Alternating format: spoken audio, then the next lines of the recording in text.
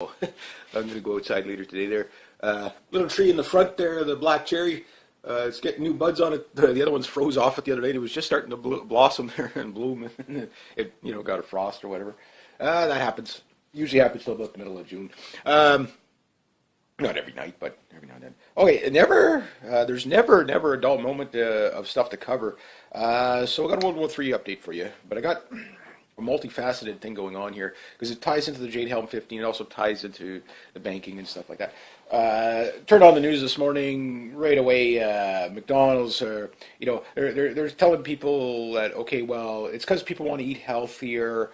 And that's why McDonald's is kind of, people are looking at shawarma places instead because it's more interesting and stuff. Don't get me wrong, I love shawarmas and stuff like that. And that type of stuff. So people are going to that. And that's why, fast food restaurants are having a hard time right now and they're losing money. You've got BlackBerry, they're laying off a whole bunch of people. And it's just layoff after layoff. There's a horrible thing happening in particular states, which is going to hit here because, again, we do 80% trade with the United States. And usually when the big corporations that have places in Canada, they usually cut here before they cut in the States. It's a union thing, right? So this is why I'm kind of against globalization because you're at the mercy of another country's economy. I don't mind doing trade, but it should be, okay, no such thing as too big to fail, or I call too complicated to work. So with that, World War III update, I think it was either early this week past, or just a couple of days ago, it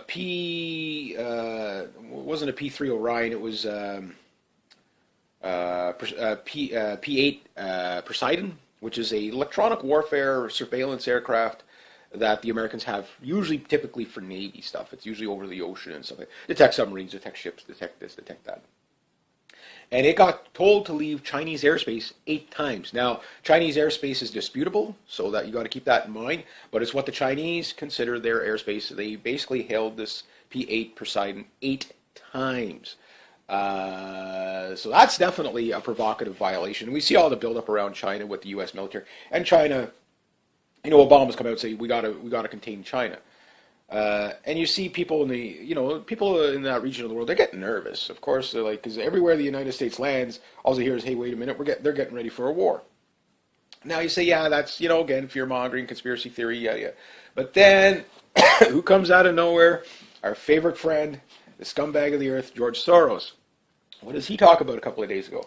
Well, he talks about a possibility of a war with China within the next 10 years because of economic sanctions and stuff like that. Now, you have to understand all these big guys like Warren Buffett, Jim Rogers, although Jim Rogers is kind of a good guy in a sense, but he's a businessman. I don't fault people for being businessmen or making money. I don't care if they make billions of dollars, as long as they do it honestly. But you get like Soros in there, again, heavily invested in China. And what was his words just maybe a year ago?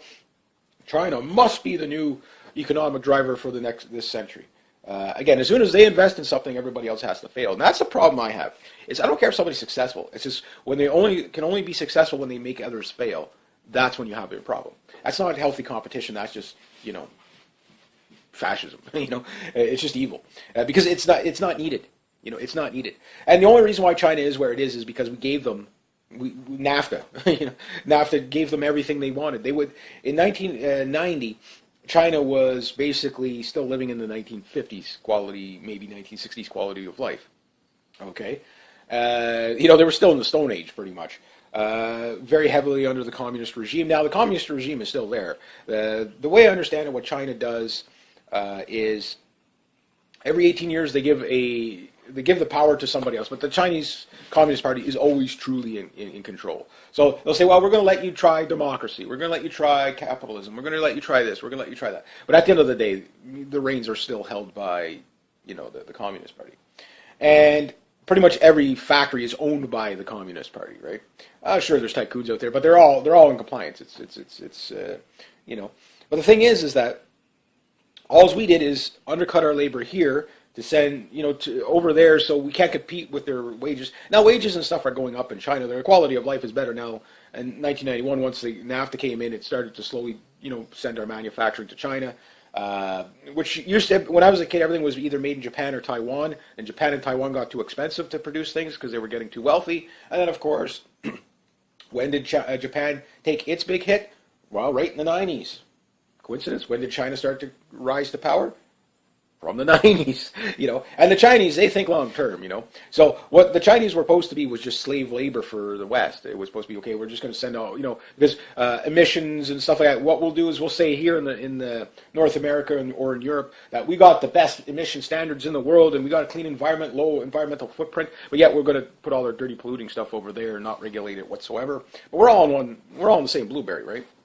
So China takes advantage of this. They use capitalism to float their communism. Same as Cuba, they use capitalism to float their communism because communism, it can't sustain itself. It's the extreme version of socialism and the mild version of Marxism.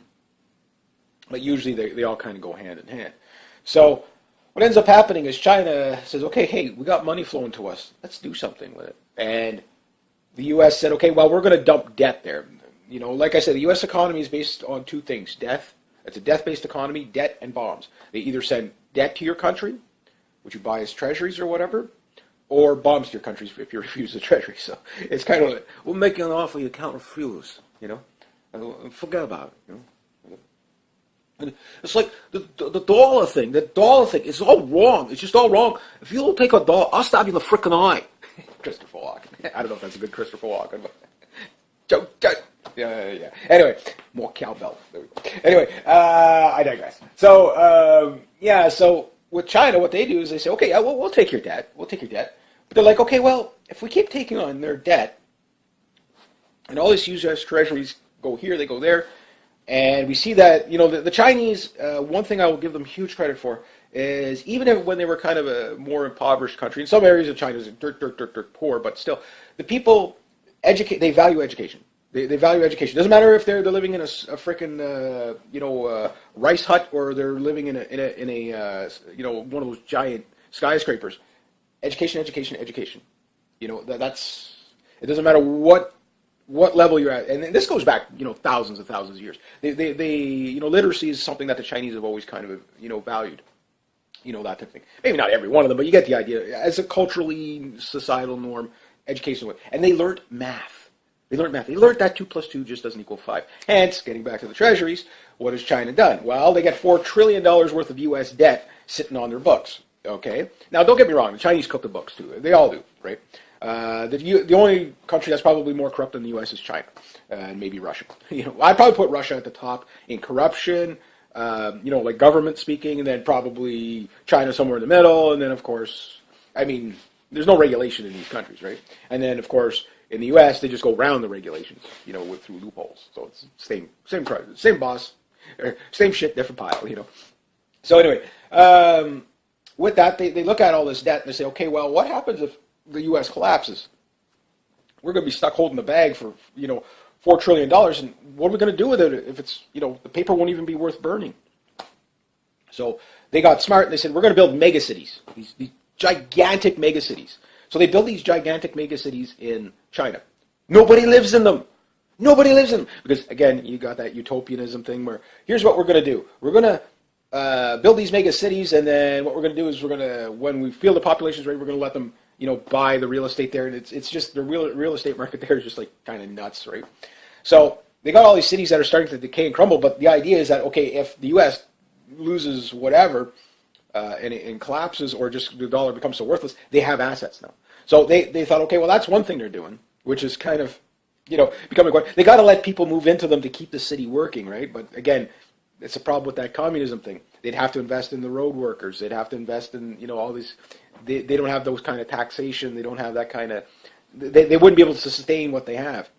So they built it, and they're just watching it, kind of go into decay, which is kind of funny. But I guess, it's like, oh, at least got to do something with it, with all this debt. So they take that debt. Now they worked out other deals. The Chinese free trade zones that will be built worldwide. They're building them all over the place. About 270 sovereign Chinese nations will be built in the United States. And they're already starting. This is not something that they're going to do. They are doing currently.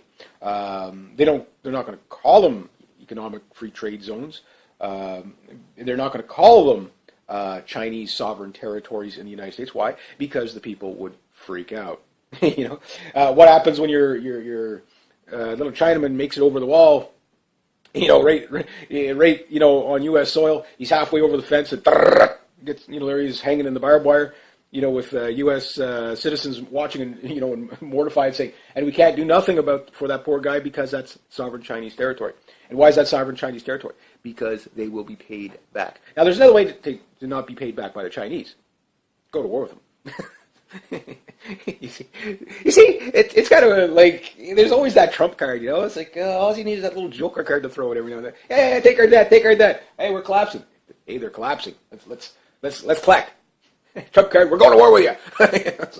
So the pivot to Asia is also why almost like 1/3 of the U.S. fleet is in Asia, surrounding China to keep them contained. But containing what? Well, all these other countries like the Philippines, Taiwan. If you go into Beijing and ask people what they think of Taiwan, they will say there is no Taiwan. So there's some animosity there. Vietnam, I'm not sure which way they're going to flow, if they're going to go towards the U.S. or stick closer to China. To me, I think they would probably sensibly more stay closer to China. I don't, just because these people aren't stupid. They know what the U.S. is doing. Same in the Philippines, same in the South Korea. Even is kind of, they're trying to work things out with the North because they know that what the game is. The North is the useful idiot to China, sure. North Korea, but the thing is that they also know that they're the first ones to get their asses kicked. South Korea, meaning knowing that when the North comes this way, it's not the North Koreans that they're worried about as much as the Chinese backing them. Because who are the North Koreans? The Chinese. We already fought them. We know about that. Now Japan. Well, Japan's economy, and somebody from Japan actually, because I said everybody there was working, and their dollars. I was walking by a currency exchange place the other day. To the Canadian dollar, I think the Japanese currency was like 1 cent to ours. So, maybe I read it wrong. I don't know, but I was like, oh, they're that bad off, And our dollar is pretty good. Like, I mean, there's people that are worse off. There was, I forget which country it was, but there was like 4 zeros and then a 37. So it was 0.00037. So it was like a 37th of a penny. Those type of places are good places to vacation. Monetary wise, if you can find a place safe enough to stay there. That said, Japan, one guy, what he told me was that about half people are unemployed. He said there's only like about 48% employment. I'll just let it ring.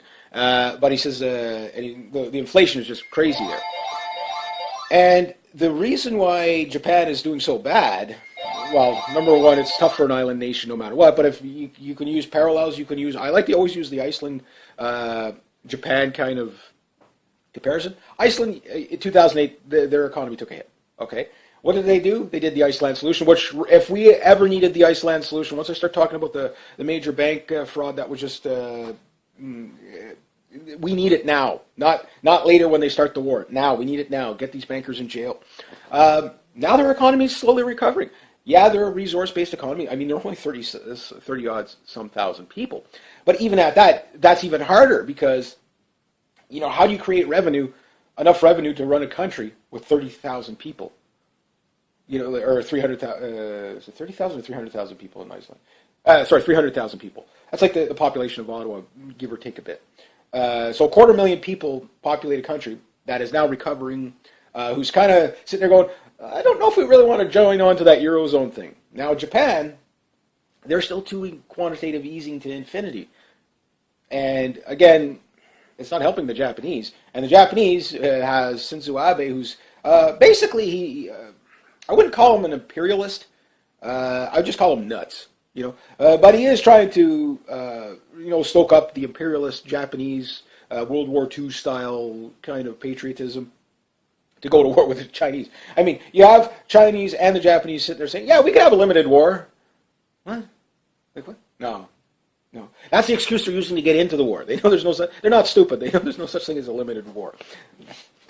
Okay, you can shoot over there, but you can't shoot over here. Yeah, just, a limited war is called a wrestling match, okay? It's like, or a boxing match, or WW3 or whatever, that type of stuff.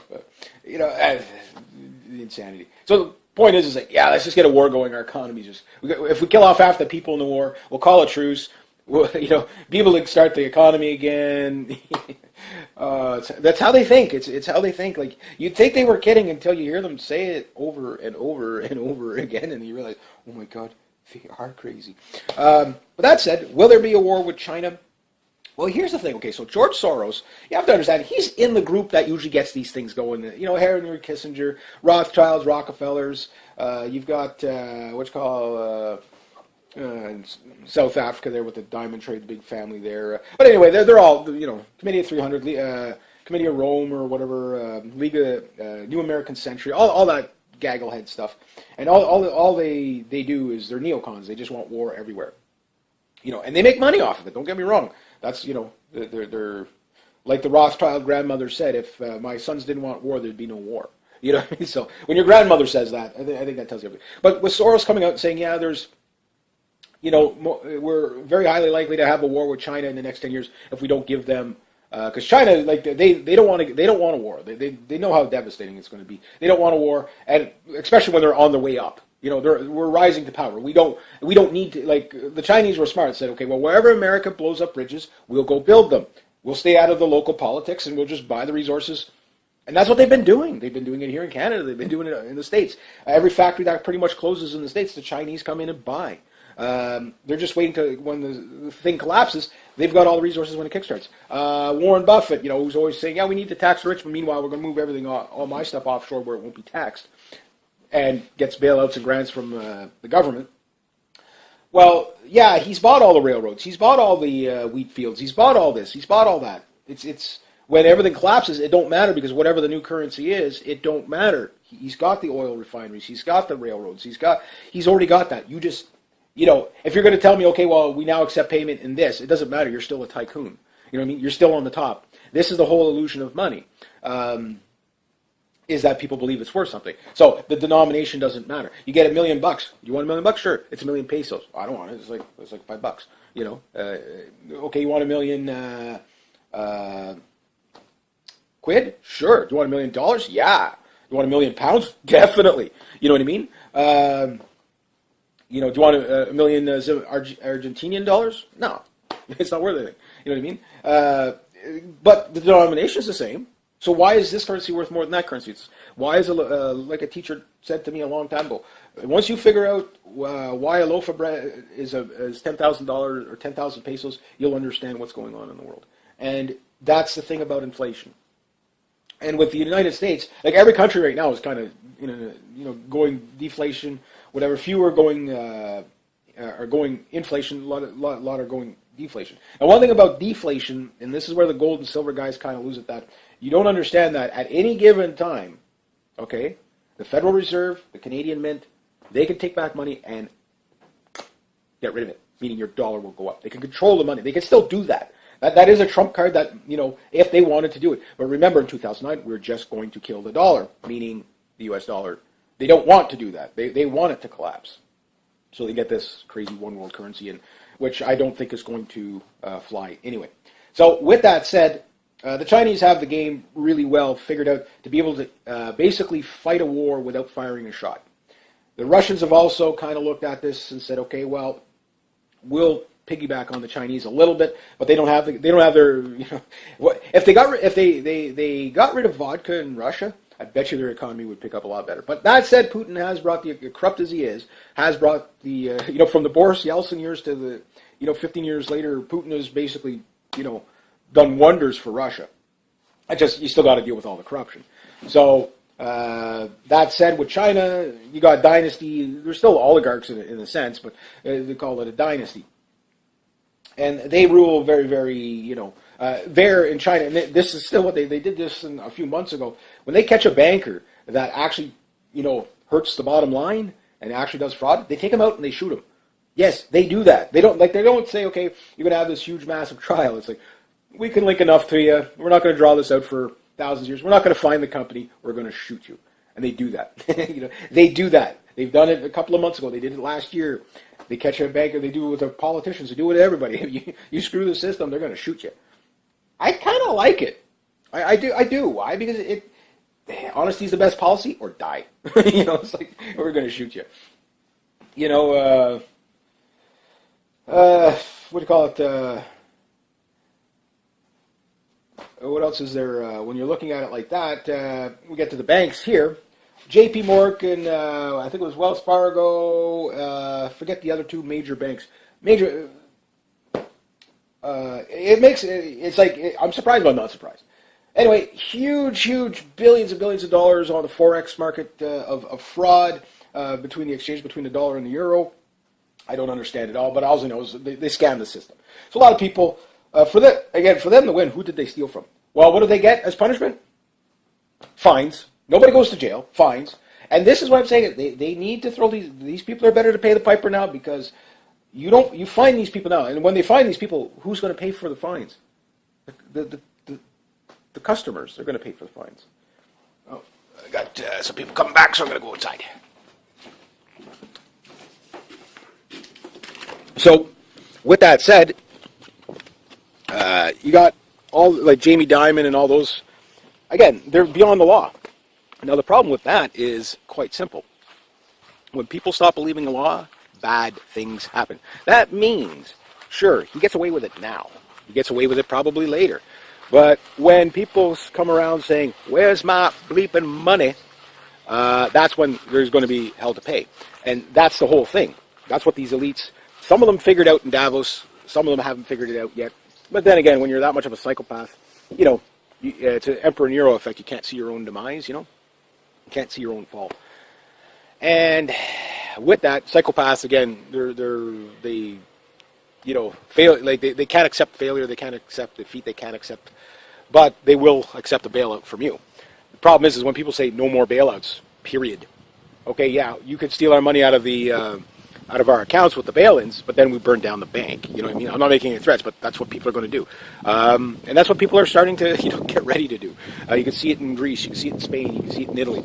Yeah, some of the provocateurs are out there for sure. But at the end of the day, when you really look at it, it's just people that are angry about getting ripped off. What happens to the guy who breaks through the window in the middle of the night and gets caught by the owner? Usually gets a baseball bat to the side of the head, right? So the difference with this is that they're doing it in broad daylight, and the other thing that's worse is that it's on mainstream media that they're talking about this. And what's even worse is that the mainstream media, they're not saying, well, shouldn't these people be going to jail for that kind of fraud? I mean, they didn't even have any scapegoats on this one. Think about it. It's like, they didn't just get some low-level analyst to blame. They just said, no, we did it. Fine us. We'll just add it. They just added into the cost. And the fine, I say, lock them up, throw away the key, and that tells you everything you need to know. Check out my great. Look at that. See that there? Can you see it? I can't see. I think there we go. Hopefully, got it. Oh yeah, there you go. They're just starting. So that's third year for my grapes. So pretty excited about that. So with that going on, you have another problem. That means. And you have so many people ringing the alarm bell now. And again, I'm not a big-time investor in anything. I'm a poor man. Bread and bullets makes more sense to me than gold and silver. I have nothing against gold and silver, but I do see how it can be. I mean, if it's manipulated now, you think, and this is something that a lot of gold and silver guys don't understand, that if it's so manipulated now, how much more manipulated is it going to be after the collapse? That's what I'm thinking. Because, I mean, a scam is a scam is a scam. Just because the economy bleeds out, like I've been saying, it's going to be a slow-motion bleed out, and people are just gradually becoming more poor. Again, if you think, right now where we have, even though they're not kind of working regulations and stuff, what happens when there is no regulations at all? It's just complete, utter chaos. So people need to restore their faith in the system that's going to basically, something that they could trust, So whatever that's going to be, I don't think it's going to be the yuan renminbi. Why? Because every time you have a commie dollar in your pocket, you're going to be like, oh, I don't know. And I don't think they can control that as well as they can control the U.S. dollar, right? So again, we also know that the yuan renminbi, everything in China, again, is usually scammed anyway. The Chinese, they don't usually come up with the stuff. They reverse engineer everything. So what happens when all the ingenuity and stuff like that kind of leaves? Well, at that point, and this is what gets me about the Japanese, is that they are highly innovative, especially when you come into the robotic stuff. But the thing is with the Chinese, if, they're an export country. So when Europe fails, when North America fails, and people are buying products, hence why the McDonald's and stuff. Here's what are suffering right now. People think it's because it's about health food. No, it's not about eating healthy. That's what they're putting on the news, is that the reason why McDonald's and fast food restaurants are doing so bad is because it's healthy. No, it's because you go there, it's $13 to $15 per person. You know what I mean? That gets a little expensive. When it was like $5 a person, $3 a person. I remember buying, and I don't like McDonald's at all, never did, even as a kid. Okay, I like the French fries, but even at that, it's like, plus I had friends that worked at McDonald's, and they told me too many horror stories, and it's like, everything's made out of lips and assholes, and you don't want to know what they did to them. So,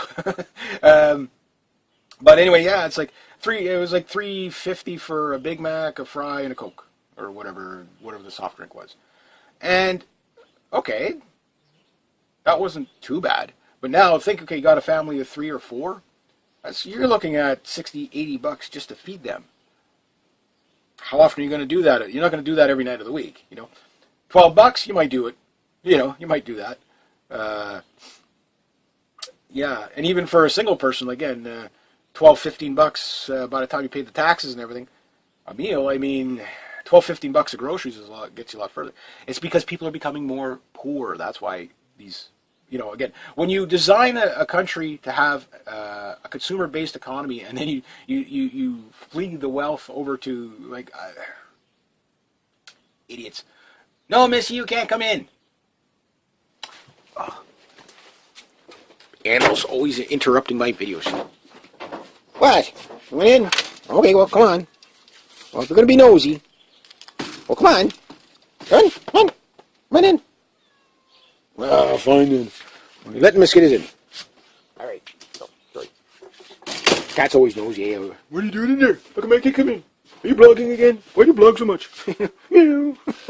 Anyway, okay. So now we know that. I mean, again, the writing is on the wall, and the stuff that they're letting out on the mainstream media is telling us that yes, this is definitely the economy is almost all but confirmed. Where everybody says, yeah, we're in trouble. And it's just a nightmare that's going on. Although, there's still some mainstream media say, oh, no, we're doing fine. But look at 2008, we never saw this coming. And you have people like Peter Schiff saying, yeah, no, he's been calling out for years. Now, they're going, well, is it just because the clock's right twice a day? No, he told you what was going to collapse, what part was going to collapse. Same as Max Kaiser, he told you what's going to collapse, where it's going to collapse, how it's going to collapse, and who it's going to collapse with. Maybe not first, but, which banks are the ones to worry about.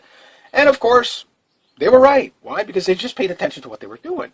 It's like, just look, they're telling us that they're screwing us. And now it's like right on the mainstream media, but, the main people don't seem to care.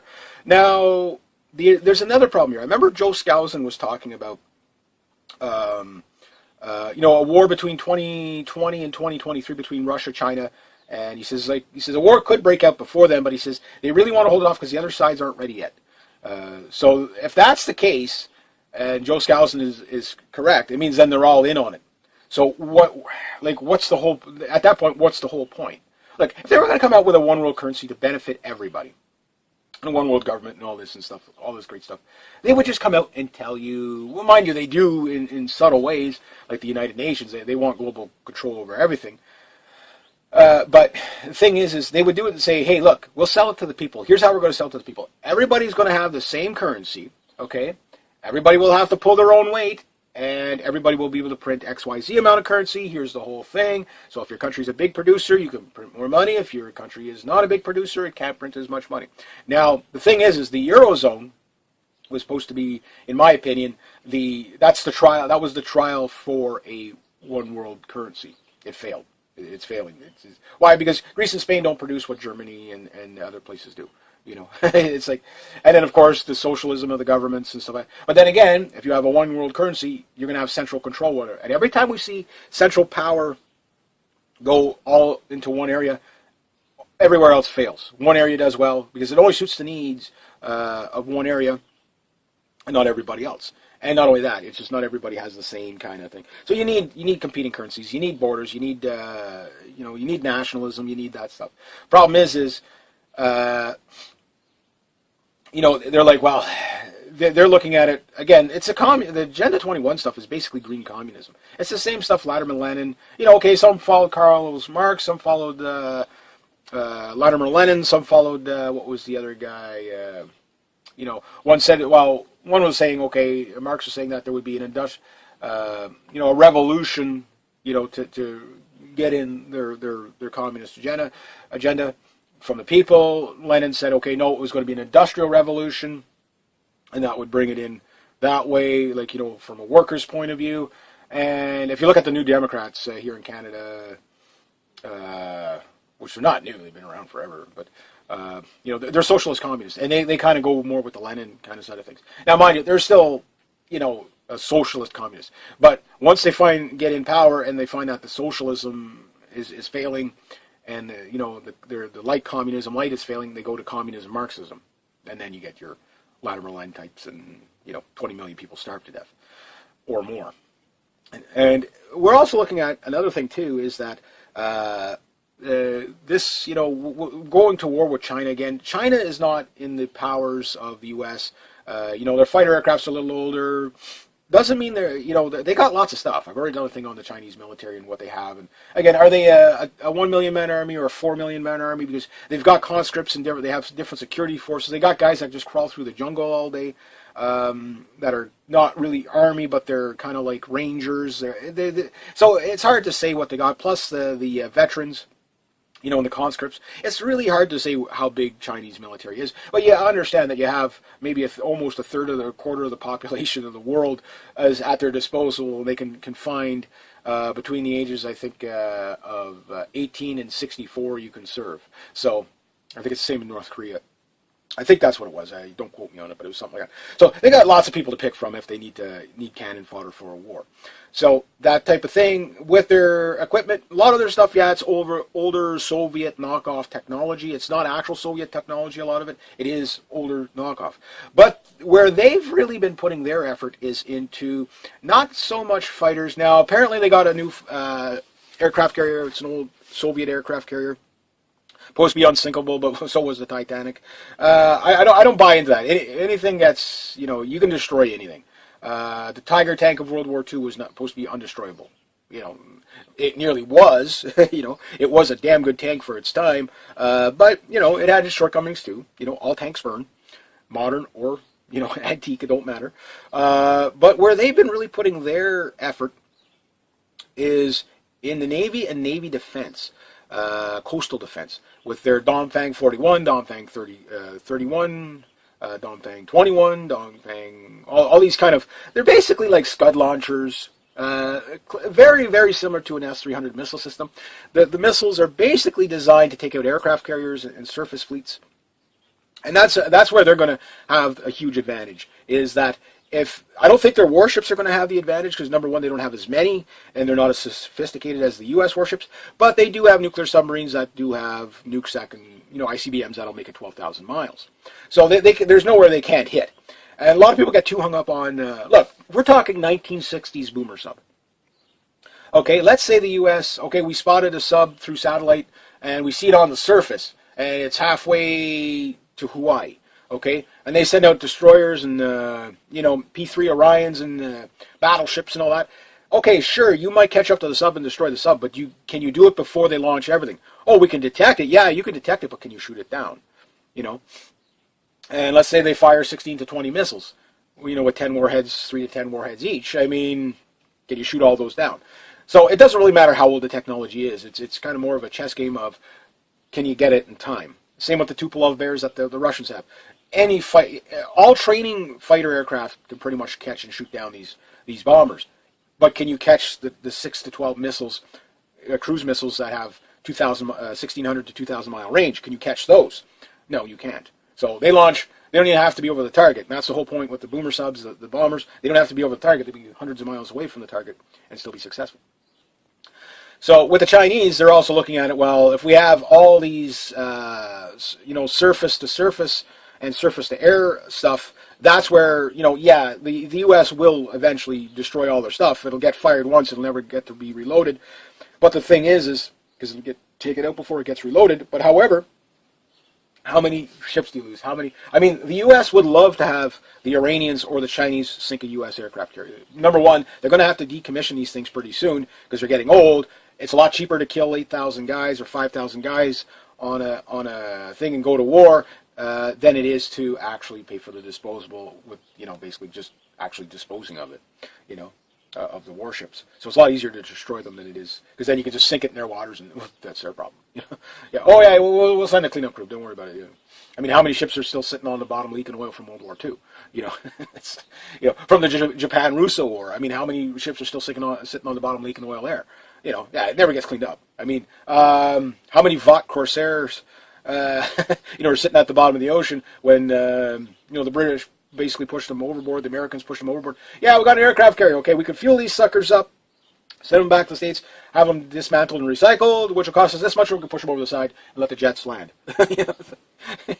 So, what do you think happened? Yeah, that's what happens. So, you got to factor in that people are considered disposable to these eugenics and big government. How they become so anti-human, it's mind-boggling. But anyway, with that, so I think the Chinese have, they have anti-satellite technology. They are advanced enough that, again, like fighting Russia, I think it's a lose-lose situation no matter what, even if it's not nuclear. Just the manpower you got to deal with. It's the human wave concept that they've never, simply overwhelm your opponent. They don't care if you kill them 1,000 to 1. That's one thing you got to admire about the Asians. When they're committed to the cause, they're committed to the cause. Whether they believe in the cause or not, they'll do their duty. And the way they train, if you ever watch how the Chinese train, the only ones that I think train more crazy than them is the Philippines. Them guys, yeah, they're like, juggling fire while they're shooting, while they're throwing knives, while they're running on a tightrope over a pit of tiger dragons, next to a pit of alligators, through flaming hula hoops. The training is just unbelievable what they do there. But to underestimate the Chinese, yes, they're special forces. Maybe we're talking 30,000 guys. But those guys can train up. Even the ragtag, half-ass forces still running around with the SKSs. There's still bullets from an SKS are just as deadly as bullets from anything else. It's the same bullet as the AK. It's okay. So you got 10 rounds instead of 30, but 10 rounds well placed is 10 rounds well placed, right? And I don't doubt that they would be hand-to-hand combat would be just brutal with these guys because they train that way. They train pretty psychotically, and they're training because they know that at some point they will have to fight the U.S. The difference is none of their guys got lost on the way to college. I'm not putting down the U.S. troops. The elite U.S. troops are the best in the world, hands down. No problem. The average person that gets lost on the way to college, how committed are they going to be to a fight? Look, if anything can show you how they fight. Look, North Korea or the Forgotten War. We'll just touch on that before we clean this up here. One of the things, if you want to see how Canadian, Canadians stopped basically a nuclear war by holding off. An invasion of thousands of Chinese coming over hilltops with only a handful of guys. But the only reason why we were able to do it is because we were so fortified in, we had enough ammo. But had we ran out of ammo, they would have overtaken us. The 28 Heroes, you got to look up that one. That one is just a phenomenal story. 28 guys holding off something like 1,500 Chinese in a something like 19-hour span with Bren guns and 303 Britishes. Incredible, but those guys were soldiers. I mean, these guys, many of them had served in World War II, so these guys were battle hardened. They knew the tricks. They knew what the Soviet technology was at the time. They knew what the tactics were at the time. They knew how to pace themselves. Kill a few of them, let them fall back. Don't waste any ammo when they're running away. Get them when they're coming at you. That type of thing. I think one guy got killed and 2 or 6 wounded. So I had 28 guys versus 1,500 or whatever it was. That's pretty impressive. Had they overran that position, we could have had the nuclear war. If they would have made it to Seoul, we would have. If they would have got past those guys, our guys, But those guys were committed. I think the best you have to understand. After World War II, we've pretty much been training to fight Russians up until Afghanistan. So the tactics have changed in Afghanistan, and now we're going to have to transition back to that. How do the Soviets fight again? Well, the Soviets and the Chinese fight very, very similar. Communist countries tend to have that same kind of overwhelm them with numbers tactic. So there is ways to get around that. But that said, again, a war with China is just lunacy. Not so much that it destroys the world economy. I mean, people just start building things in the country again. I think the next war gets, like I said, and I'm not making any threats, but the future of the world elites is going to be the Muammar Gaddafi future. The pitchfork revolution at some point, look, when they're just coming out on TV, say, oh yeah, by the way, JP Morgan and all these other banks, these other four major banks, yeah, they basically frauded the people, so they're just going to pay the fine. Okay.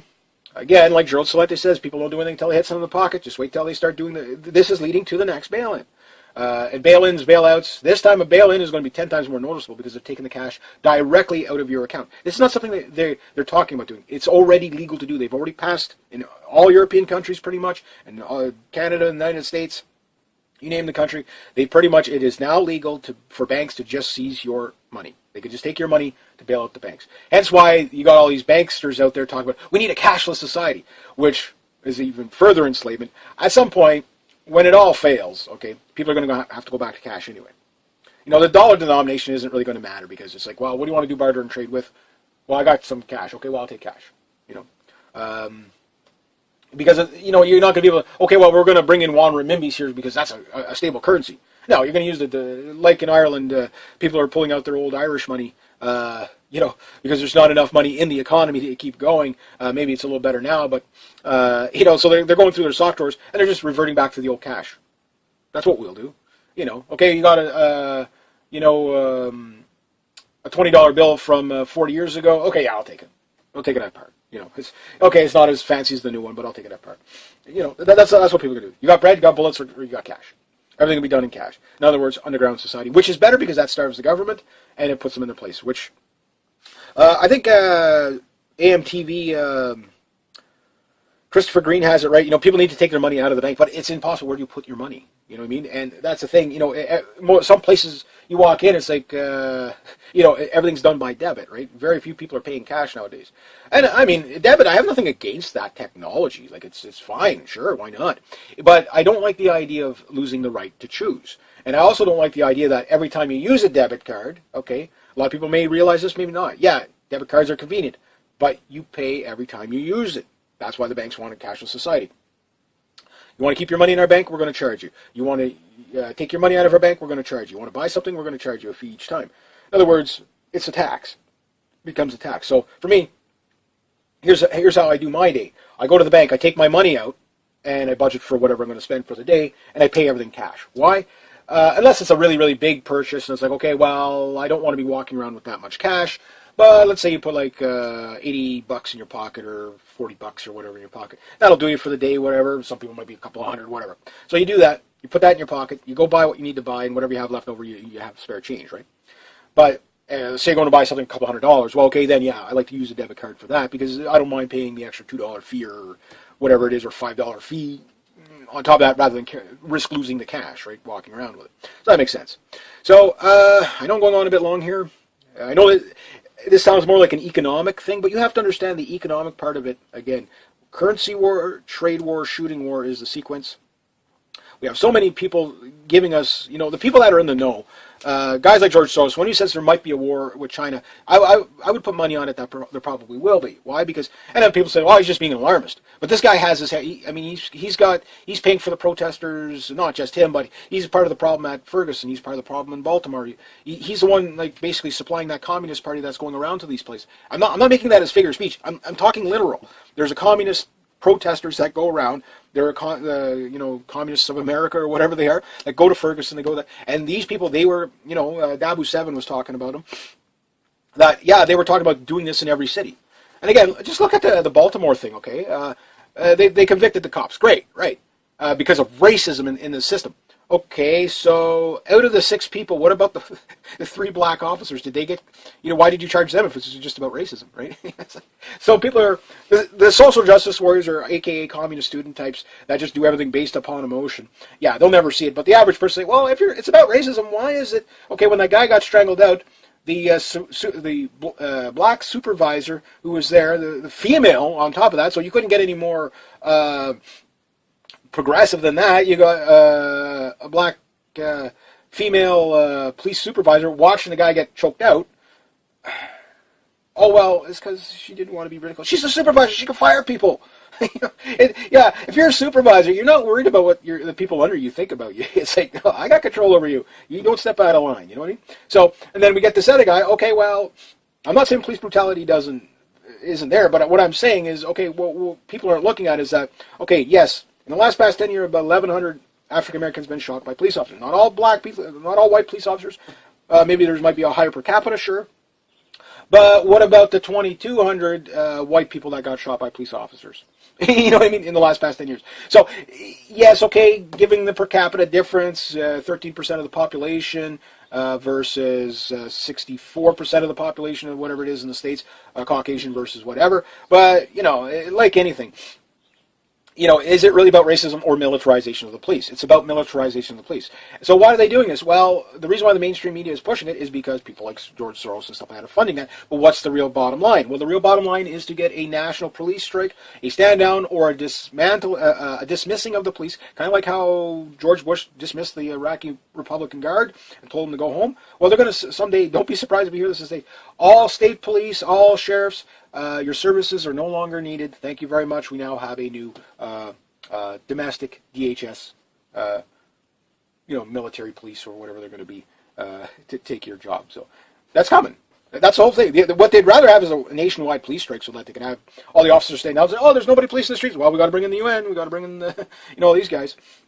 Now, I'll just finish up on the last thing. No, I'm going to cover it as a separate video. But rumors of, and something I've been saying, I think I'm going to have to do two on this because there's just so much to cover.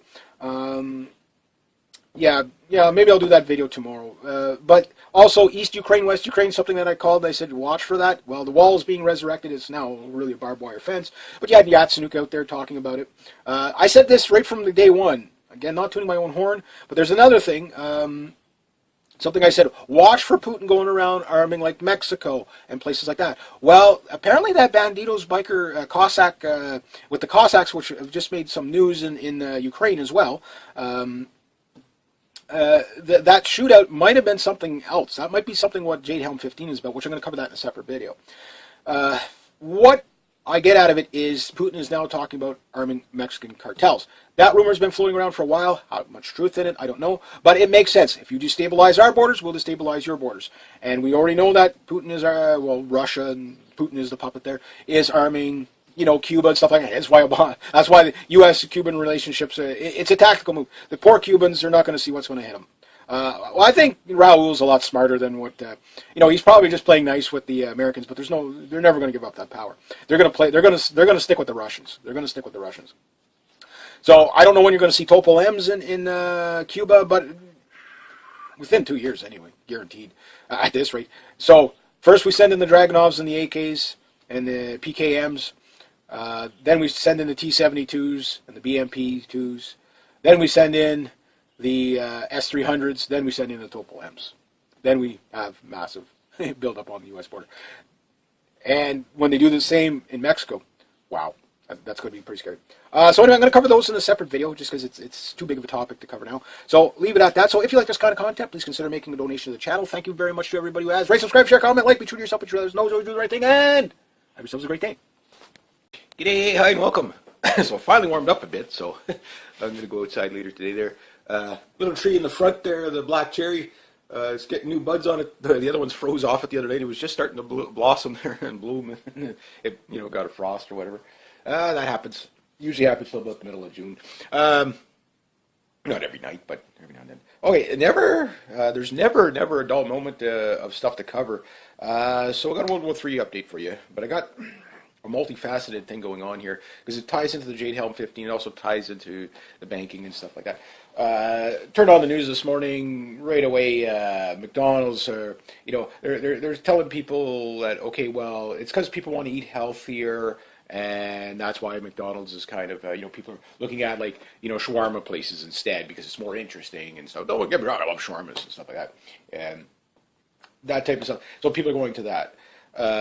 And that's why, fast food restaurants are having a hard time right now and they're losing money. You've got BlackBerry, they're laying off a whole bunch of people. And it's just layoff after layoff. There's a horrible thing happening in particular states, which is going to hit here because, again, we do 80% trade with the United States. And usually when the big corporations that have places in Canada, they usually cut here before they cut in the States. It's a union thing, right? So this is why I'm kind of against globalization because you're at the mercy of another country's economy.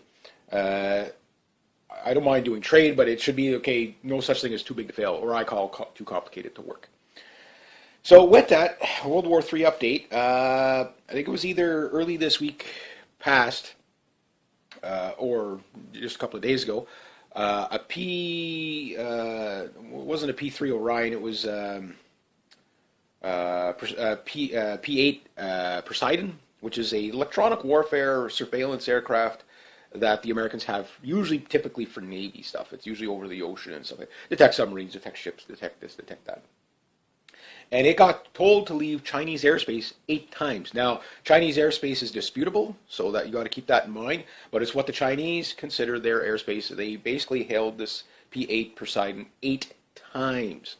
So that's definitely a provocative violation. And we see all the buildup around China with the U.S. military and China. You know, Obama's come out and say we got to contain China. And you see people people in that region of the world, they're getting nervous. Of course, they're like, because everywhere the United States lands, all they hear is, hey, wait a minute, they're getting ready for a war. Now you say, yeah, that's, again, fear-mongering, conspiracy theory, yeah. But then, who comes out of nowhere? Our favorite friend, the scumbag of the earth, George Soros. What does he talk about a couple of days ago? Well, he talks about a possibility of a war with China within the next 10 years because of economic sanctions and stuff. Now, you have to understand, all these big guys like Warren Buffett, Jim Rogers, although Jim Rogers is kind of a good guy in a sense, but he's a businessman. I don't fault people for being businessmen or making, I don't care if they make billions of dollars, as long as they do it honestly. But you get like Soros in there, again, heavily invested in China. And what was his words just maybe a year ago? China must be the new economic driver for this century. Again, as soon as they invest in something, everybody else has to fail. And that's the problem I have. Is I don't care if somebody's successful. It's just when they can only be successful when they make others fail. That's when you have a problem.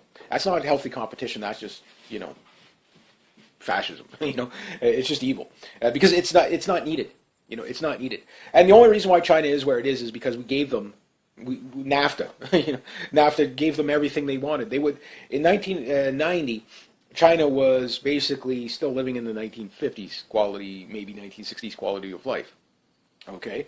They were still in the Stone Age, pretty much. Very heavily under the communist regime. Now, the communist regime is still there. The way I understand it, what China does is every 18 years they give the power to somebody else, but the Chinese Communist Party is always truly in control. So they'll say, well, we're going to let you try democracy. We're going to let you try capitalism. We're going to let you try this. We're going to let you try that. But at the end of the day, the reins are still held by, the Communist Party. And pretty much every factory is owned by the Communist Party, right? Sure, there's tycoons out there, but they're all in compliance. But the thing is that all we did is undercut our labor here to send, to over there, so we can't compete with their wages. Now, wages and stuff are going up in China. Their quality of life is better now. In 1991, once the NAFTA came in, it started to slowly, send our manufacturing to China, which used to, when I was a kid, everything was either made in Japan or Taiwan, and Japan and Taiwan got too expensive to produce things because they were getting too wealthy. And then, of course, when did Japan take its big hit? Well, right in the 90s. Coincidence? When did China start to rise to power?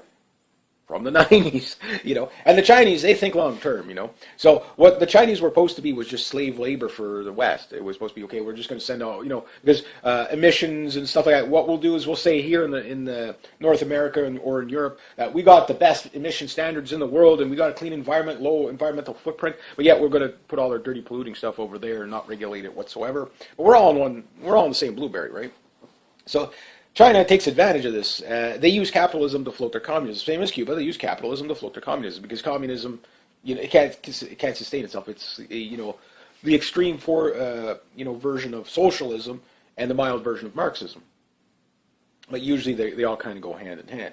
So what ends up happening is China says, okay, hey, we got money flowing to us. Let's do something with it. And the U.S. said, okay, well, we're going to dump debt there. Like I said, the U.S. economy is based on two things: death. It's a death-based economy, debt and bombs. They either send debt to your country, which you buy as treasuries or whatever, or bombs to your country if you refuse the treasury. So it's kind of, we'll make you an offer you can't refuse, and forget about it. And it's like the dollar thing. The dollar thing is all wrong. It's just all wrong. If you don't take a dollar, I'll stab you in the frickin' eye. Christopher Walken. I don't know if that's a good Christopher Walken, but yeah. Anyway, more cowbell. There we go. Anyway, I digress. So so with China, what they do is they say, okay, we'll take your debt. We'll take your debt. But they're like, okay, well, if we keep taking on their debt, and all these U.S. treasuries go here, they go there, and we see that, the Chinese, one thing I will give them huge credit for is when they were kind of a more impoverished country, in some areas of China is dirt poor, but still, the people they value education. They value education. Doesn't matter if they're living in a freaking rice hut or they're living in a one of those giant skyscrapers.